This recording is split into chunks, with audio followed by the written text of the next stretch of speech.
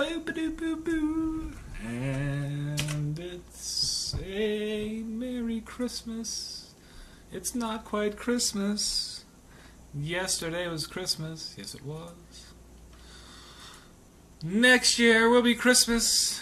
And maybe we'll all get our nuclear weapons.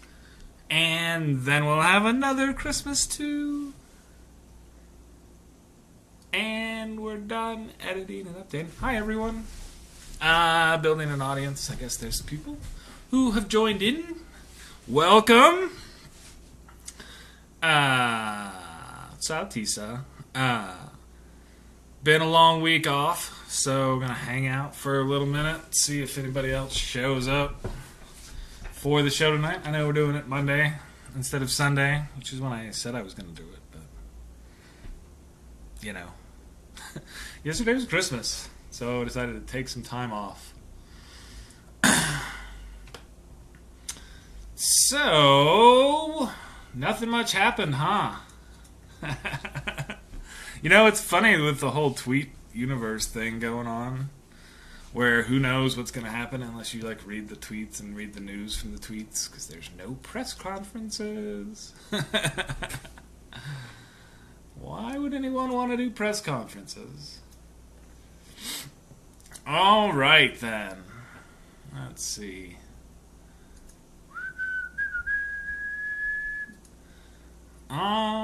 That's my thing there. Can I stop it?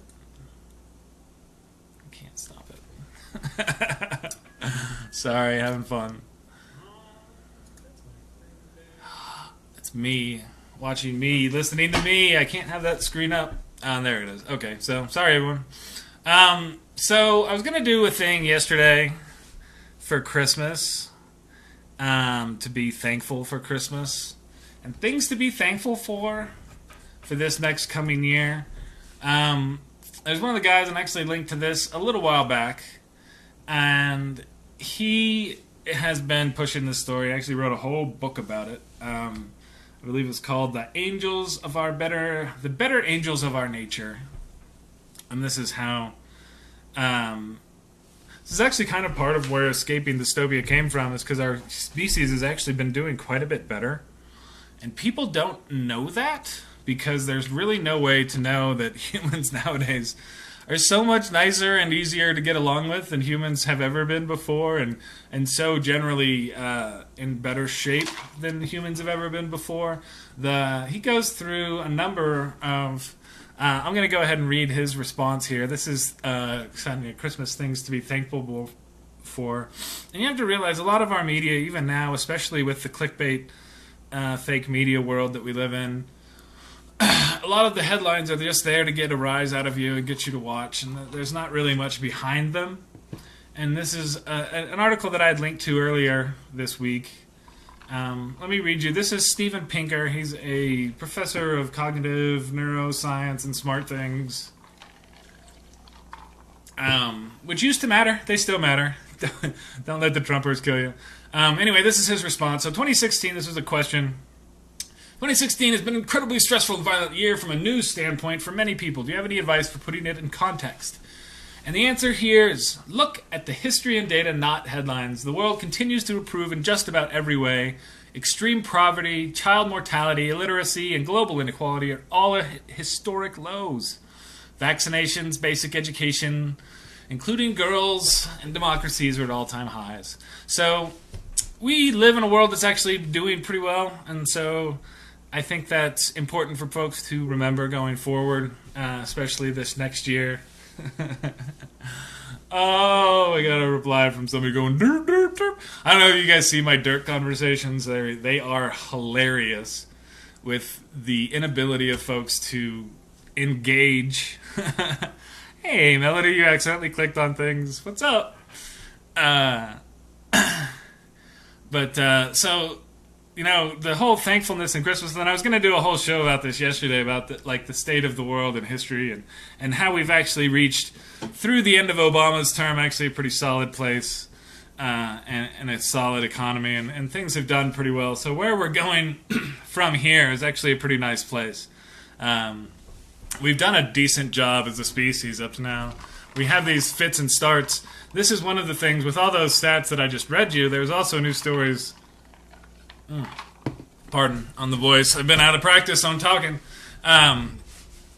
There's also a news story this last week about how the life expectancy of Americans had actually decreased. And I wouldn't actually be surprised to see a little bit more of that happening. We have our the biggest thing that's killing us now is ourselves and our food. So that's not going away. We've dealt with a lot of our diseases, but we still have that other thing coming along. And so that can I do that? Oh, that's cool. I wonder if that will help build the audience. Sorry, I'm still clicking on my thing. So, that whole thankfulness, trying to keep things in perspective. I know this show can get a little dark sometimes and kind of funny, but we do live in a world that's actually gotten way, way better, even statistically, when you look at across a lot of different things. So, it's good to keep that context in mind whenever we're talking about, especially the politics, because a lot of this you can focus on these little things, but even with what the U.S. is doing, right, this is a small portion of the population. Yes, it's a large portion of the world's economy, which we'll talk about, but even as we could regress on certain aspects of the world, say if India makes a great leap forward, then the world as one, or as, measured in general, is actually doing okay, which is what a lot of the Pinker stuff brings up. He does mention in there that his boomers, and this is an article, for those of you joining late, an article I linked to this last week about Steven Pinker. He does mention actually in the article about how the boomers have their whole racism problem and the millennials don't. So as our society shifts through to that, makes that generational shift in the voting patterns, which will happen over the next 5 or 6 years, I think we'll be forward and gone forever away from that stuff, so that'll be good. Now, there's a funny thing that happened yesterday, and so this is just me catching up. Moving on to the next topic, the RNC, this is hilarious, because they have such a big issue. So now you've got the Republicans, right, and they've got, in control of everything, and they're all like Super Jesus. And so you have this thing, they put out a press release yesterday from the Republican National Committee, and it goes, over 2 millennia ago, a new hope was born into the world, a savior who would offer a promise of salvation to all mankind. Just as the 3 wise men did on that night, this Christmas heralds a time to celebrate the good news of a new king. And a lot of people, because of the way that reads, and because of the phrasing is just so odd, they mentioned that, did you guys, are you talking about, because we got a guy who's kind of, not quite so much, into the being the president thing, but just kind of just makes declarations and doesn't take questions. Are you guys talking about Trump? And so they had to put out a response from their campaign, and this is great because it's hilarious. This is from Sean Spicer, who I guess is going to be the new press secretary. And his response is, Christ is the King. He was born today so we could be saved. It's sad and disappointing you are politicizing such a holy day. Now this is you got to realize this is funny. This is talking about Christmas and politicizing Christmas. So I don't know if you guys saw this, but I put a link to this, and during the victory tour that Trump went on, which is just insane anyway, he went to Mobile, Alabama. And he told Mobile's like, we got to have a Christmas tree. And Mobile's like, well, we ain't got no Christmas trees. And then the Trump campaign was like, it's Christmas. It's a victory tour. We must have a Christmas tree. We've been making this Christmas a whole part of our campaign. We've politicized it endlessly. And they go and cut down this tree from a park that's not even a pine tree. I believe it was a cedar tree. This thing this is one of those things that starts to really make you question about what's going to happen, and make you understand that it can happen here, and crazy wild stuff will happen here, because it already is. They cut down a Christmas tree Oh, nope, they made it a Christmas tree because they put lights on a cedar tree that they cut down to politicize Christmas. And he literally had, like, now we can say Christmas on the front of the campaign thing, right? Which was in vogue, right? The campaign thing, where it was about politicizing Christmas. And now you have the tweet from the press secretary. It's sad and disappointing. So disappointing that you would politicize such a holy day. Christ is the king of what? Of whom? Sir, excuse me, press secretary, can you tell me who he's the king of? Because, and I understand metaphorically, are these metaphors? Because you, at some point you have to drop the metaphors and tell us what you're in control now. You can't rule with metaphor and innuendo and just like other things. And then I do, and this is what I wonder about, and this is a big question, and this is, and my wife maybe, and somebody can let me know, do conservatives ever, like, get satire? Because one of the things that you have to understand the humor of satire is that self-awareness, right? And to have someone be like, I mean, like, that thing where, like, are you joking? Like, come on, you just made a big part of your campaign about politicizing Christmas. We saw that, and now we're seeing you say it's sad and disappointing to do what you just did. I can't, come on, am I supposed to laugh? Is being like a hypocritical asshole just part of the conservative thing? And again, and I'm just, moving on, is this conservative satire? I mean, this is the group that is planning to immediately reject women and children begging for mercy from our country. And that's one of their first big things. Oh, we gotta extreme vet them. We've got to make sure that we will vet them until there is no more vetting to be done. They will be vetted beyond vet. I don't know. You just vet? You super vet? They've got a vet. But this is, again, they made Christmas part of the campaign. It's sad and disappointing that you people would politicize Christmas, and you refugees, nah.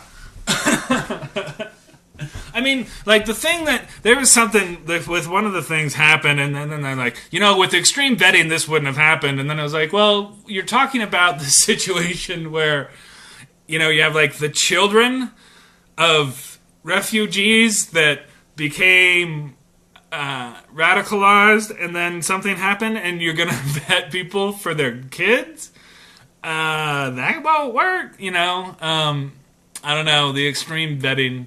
Maybe we'll have the lady from the World Wrestling Federation. You guys know that, right? Like, one of the billionaires that's in the Trump administration was the one who did, like, WrestleMania 19, WrestleMania 27. Yeah, so just communicating with that portion of our populace is something that they're pretty good at up there in the White House now. The White House, finally white again. Yeah! So, that, hey, speaking of fun Christmas times, this is actually my, all I want for Christmas is an arms race. So this was actually this is a real good, oh, shoot! Renee, where you at, Michelle? Welcome to Escaping Dystopia. See, I was supposed to do that at the beginning of the show. I'm still learning. But one of the points of the show, other than me continuing to drink water, is to discuss this notion of dystopia and how to avoid it. The tweet that was sent out about the arms race is a perfect example of how you get a dystopia. Because It says, the United States must greatly strengthen and expand its nuclear capability until such time as the world comes to its senses regarding nukes. See, that whole until the world comes to its senses part is important in his mind, because that's until everyone figures out that he's in charge. That's how many nukes we need. So until we get to this perfect place, and this is actually funny because he followed it up later at NBC News. Purposely left out this part of my nuclear quote. Quote, until such time as the world comes to its senses regarding nukes. End quote. Dishonest. What does that even until such time as the world comes to its senses regarding nukes? So what does that mean? What? But I mean, literally, this is the guy who's going to be the president of the United States. That was his crazy quote, and now he's calling the media dishonest for leaving out his part of his crazy quote that means nothing, that he won't actually answer questions about. But that kind of thinking that you can be so powerful that no one will ever bother you, that you're so strong that nothing can hurt you, that you're so much that, and that's how you get to, that is literally like the direct way you get to dystopia. And if you watch that video, I'm going to have to link it again for this week's thing. I'm going to have to link, I have to do all my stuff for the website. We're gonna get caught up on the website. This was vacation. This wasn't catch-up time. But that's how you get to the horrible places, is by trying to make things perfect. And trying to be so strong and have such a big that nobody wants to try. The thinking it's nutball. It really is. So for those of you who noticed that and thought that was crazy, you're right, because it doesn't make any sense. But where it does make sense, at least the follow-up, is attacking the media. So part of the thing with the vague pronouncements, and part of the reason for the vague pronouncements and the vague grandiose announcements, is to have people kind of take them out of context and react. Excuse me. And then let him be like, what? I'm talking about, modernizing our nuclear arsenal. It's no big deal. I don't see, we got nukes. Everybody knows it. But that's not, how it comes out. And so this kind of whole rigmarole media game, call them liars, it's part of it is just to destroy the media, so there's nobody to stand against anything that they try to do when they really try and push things. And that's what I wanted to move on to a little bit. And some of the other tweets this week, I hesitate to follow this guy, but there's something has to change, I guess, when he becomes president or not. I don't know if I can do this. Sorry, trying to interact with my viewers if anybody wants to do anything. Can I just do that? Oh. Ooh, cool. Sorry. I'm still learning how this whole thing works. But the interaction, I mean, there's just so thin skin. Like, there was a story the other day, Obama, and it was like Twitter bait. Obama puts out a story, I probably could have beat Trump again, pretty popular, all that. President Obama said that he thinks he would have won against me. He should say that, but I say, no way! Jobs leaving, ISIS, care, etc. Now, this is him saying this about an administration that saw the unemployment rate drop in half and saw 8 million new jobs created, had just this immense actual record of job creation, and now this guy's like, no way, jobs leaving, gonna beat him, so dumb. It's, and the United Nations, great potential, just a club, get together, talk, have a good time, so sad. But wait, no, don't worry, everything's okay, because the world was gloomy before I won. There was no hope. Now the market is up nearly 10%, and Christmas spending is over $1 trillion. So, so the idea generally is just ignore anything that could be potentially bad, claim credit for everything that would be good, and destroy any critics. If you think that's a recipe for having a good anything, try and live in a home that's run by someone like that. Speaking of which, a Chinese carrier went down to the South China Sea to continue to enforce their claims. I don't see any tweets about that. So, Taiwan, yeah, good luck out there, guys. There's not going to be... The stuff that was also a little bit disturbing, I didn't put this on the little outline, but I wanted to talk about it as well, is the Russia stuff. I've yet to see anything in any way, shape, or form acknowledging that Russia could be in any way, shape, or form a negative influence anywhere from Trump. I'm pretty sure... Excuse me. Ollie. It's like I'm like 70% water or something. I'm pretty sure Putin has something very, very good on Trump, either like video of that whole child rape thing or something. I'll put this as, I don't know if it's going to come out or not, but come on, CIA. Time for you guys to do your job. I think he's got something on him outside of the business deals. I guess we'll see if that comes out. But there's something going on there that's just so odd that he won't say a dang word bad about Putin or Russia in any way, shape, or form, which is unfortunate because we were doing a great job as a country of kind of putting Russia in their place, which is why they did their thing. That's a whole nother discussion. Maybe we'll talk about that on another evening.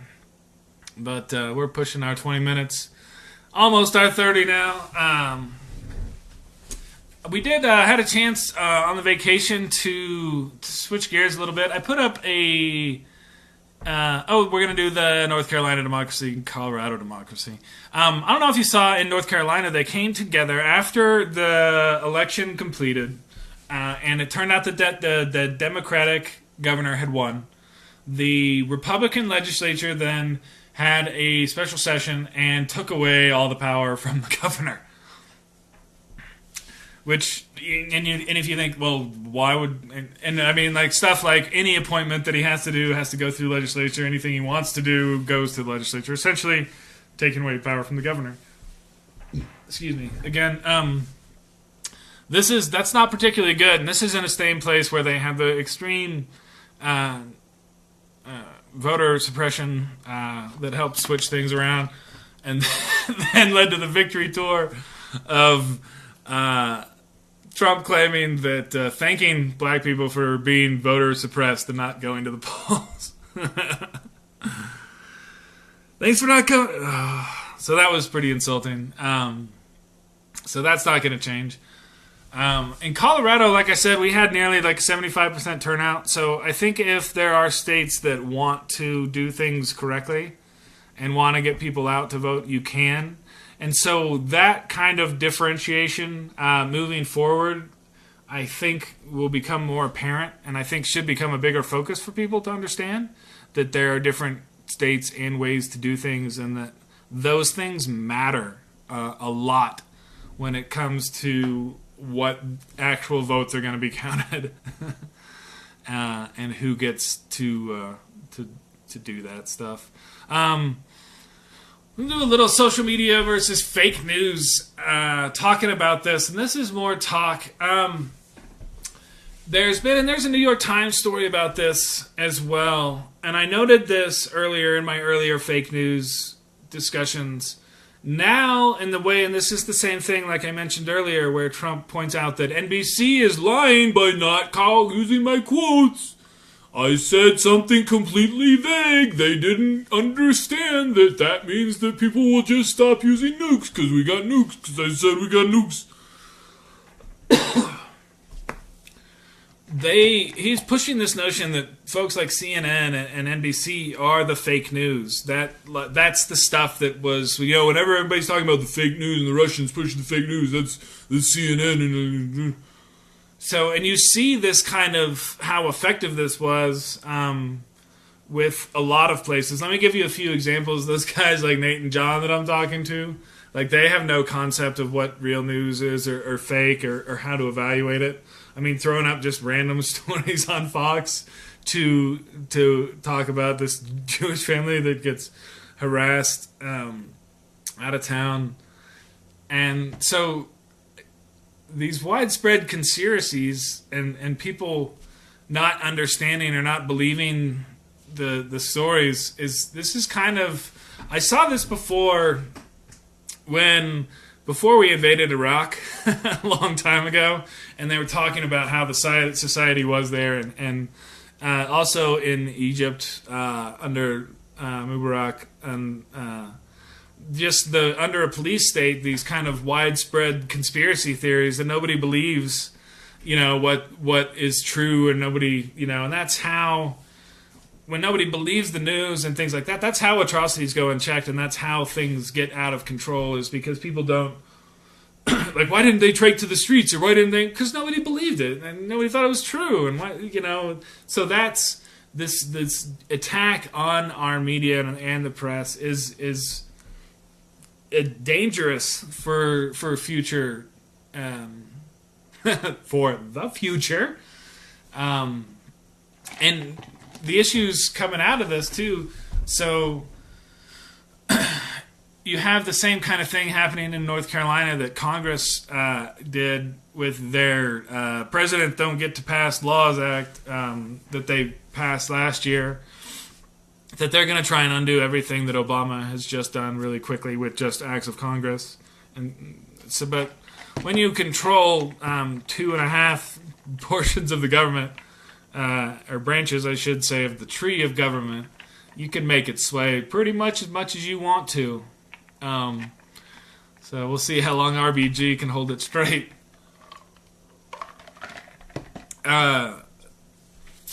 We've seen, and I'll say this real quick, if you look at, and I wish this is so difficult to go over, but what the Republicans are going to do economically is going to really hurt the country. Even as Trump is taking credit for what Obama did while ignoring that we did really well on jobs and the economy is doing well. He's just got this whole fantasy world that's not tied to the real world, and now that's the world that's being projected.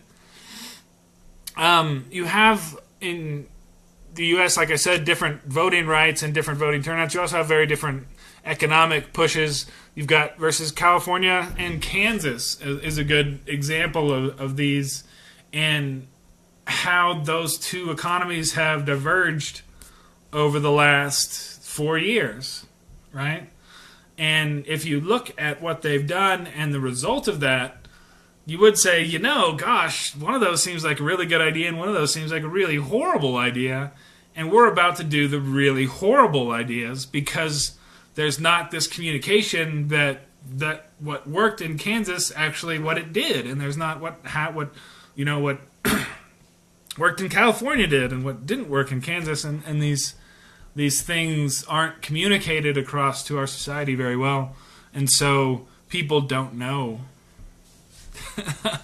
a lot of this stuff, and that's why we're headed towards this nuclear utopia where we have so many nukes that are so strong that nobody wants to... Wait, what? How does that... That doesn't work as a deterrent. That didn't ever really work as a deterrent. I guess it did against one person for a little while, but now the idea was to just not have people have nukes, not have so many. That kind of outdated, just utterly outdated thinking in control is bad. It's bad. So, if that's what you wanted for Christmas was a nuclear arms race, you might get it. I don't know how much that's going to actually happen, though, versus how much that was just he had just met with defense contractors, and somebody mentioned it, so he thought about it and realized that there was a bunch of money there, too. It's wild watching this guy learn. I'll let you know when it starts killing people, because I'm going to keep following the news on it. But Anyway, until it does, and until something wild happens, and until we have that great purge, and until things just go crazy nuts and people go kill it and everything, things are actually good. Like I was saying at the beginning of the show, I know some people joined late, but I started out with and I'm going to go back to it and finish, because some people don't understand why I'm so optimistic about things, and that's because I actually do understand what the data shows, and the data shows that humans have done a lot better. One of the things that we just need to avoid is the most powerful nation on Earth going crazy and killing everyone. So that's what I'm trying to help out with, because I know some people who voted for an idiot who might try and do that. So, whatever. Kind of covered that. But Pinker's article is good. Trevor Noah's book is really good. I don't know if you saw my graph on the skin color thing. I'm going to finish up real quick so I can watch the football game. I guess. I don't know. If anybody wants to talk, you guys could comment. Nobody has commented tonight.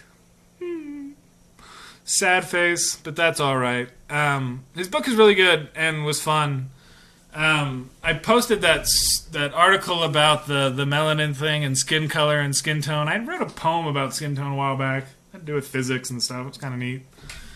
Do with the frequency of light, whatever. But hopefully all the people of the future, which is what we are, right, folks, understand that. And can move away from the racist dingbat thinking that has dominated for a long time. But with that, I think we've covered. I did my 30 minutes, I think, almost. I was pretty late getting started, but we'll try and get back on to Sunday next week, because I guess that's the easiest for me, I think.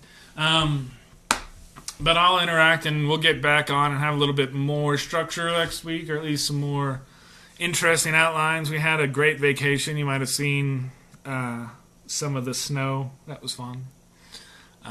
Love getting outside here in Colorado. It was great to go snowboarding, surf some gravity for a little bit.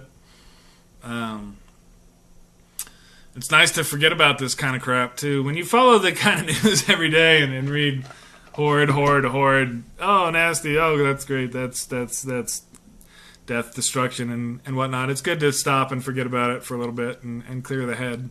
I'd highly recommend that for everybody. And it's weird, too, coming back, being kind of disconnected in that sense, where I'm not doing my normal daily news grind, to kind of get back into the rhythm of it and what's going on with the world, and to realize how different the knowledge and perspective is from, vacation self to normal daily self. So that's interesting to see, and we'll see as we get back into it. But anyway, I did totally jacked out. So if I seem a little bit disconnected on what's going on and not following the news, that's why. So next week I'll be better, and we'll have a little bit more context. So thanks everybody for joining me this evening, and I hope you have a wonderful future. And help me stop him from killing everyone. It's good times. All right. Peace out, y'all. Good night.